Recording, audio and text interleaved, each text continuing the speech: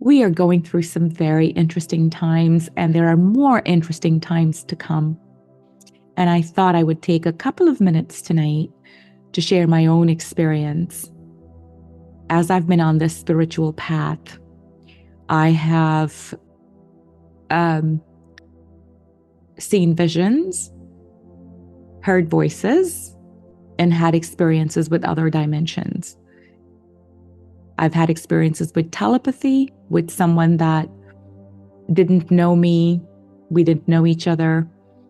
And recently, 2 days ago, I met someone, I hired them, and we are now seeing tremendous telepathic synchronicities in our conversations on a daily basis. We've been texting and it's insane.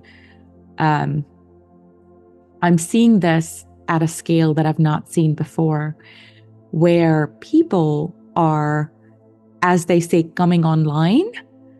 And the words coming online means waking up. And the words waking up means connecting with your higher self. So the meditation that we did tonight was very powerful for some of you that are ready to listen to that connection, that higher dimensional connection. Because what we are seeing is the birthing of Satyug. B.K. Shivani's talked about it, Sadhguru's talked about it, Shunyamurti's talked about it, Dispenza's talked about it, Bashar's talked about it, so we've got people on all continents talking about the impending birthing of heaven on earth, the impending birthing of what I call Blissvana. And of course, we've equally had the news filled with more fear. Think of all the wars, more weather manipulation. I shared the weather manipulation stuff tonight on one of the smaller groups. We know now for a fact, California's come out and said that they did do weather manipulation, weather seeding in California, and we are seeing the effects of that in terms of insane amounts of rain and flooding. And we have a home in Healdsburg, and we saw all the flooding this weekend. It was just completely insane and out of control. That is going to continue. And so as our planet, our dimension goes through a pretty dramatic shift of wars, fear, the dominant frequency of fear, the quickest, easiest way for you to remain grounded, for you to remain in love, for you to remain in joy, in peace, in happiness, is to actively disconnect with every thought that scares the life out of you. I know it's not easy. I know on a given day, at least there's one thought that comes to me, which scares me. And I have to manage that thought and say, go away. You will not scare me today. And so if I meditate and I have scary thoughts, I'm sure every single one of you that are here tonight have scary thoughts every day. And the fear factor can range from mild fear to dramatic fear. And so my advice tonight is that start monitoring your fear level and start listening to that thought that shows up as fear. What if? It always begins with a what if. When that thought begins with a what if, you actively choose and say, it's gonna be great, it's gonna be fine, because I create my reality and I choose love. And that's what I want you to practice starting tonight. As you go to sleep, don't think of what if scenarios.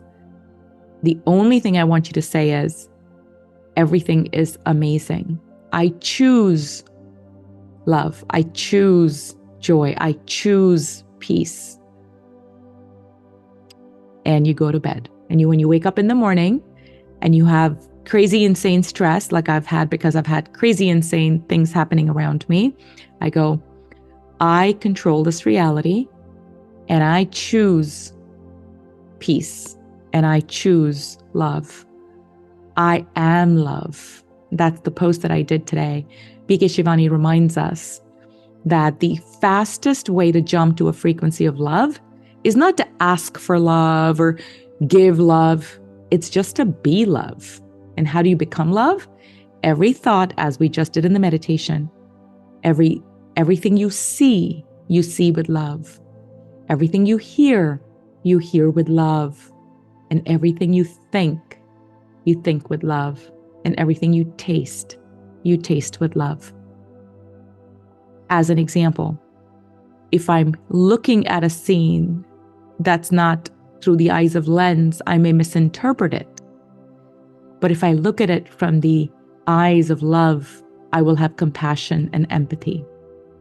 When I listen to someone saying something triggering to me, if I listen through the frequency of love, I will forgive them.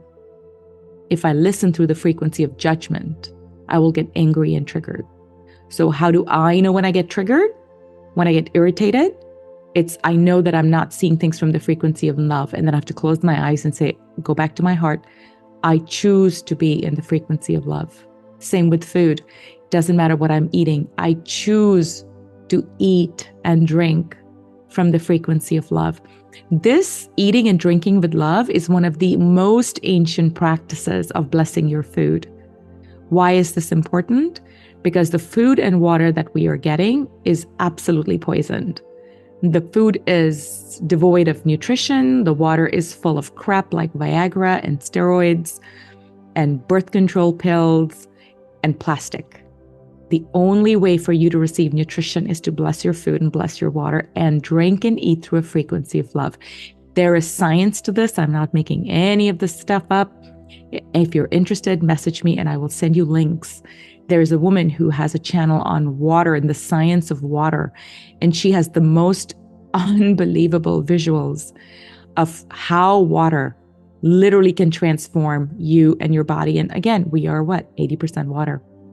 So from tonight, everything you do and see, do it with the frequency of love. Your eyes, your thoughts, your words, your food, all from a frequency of love.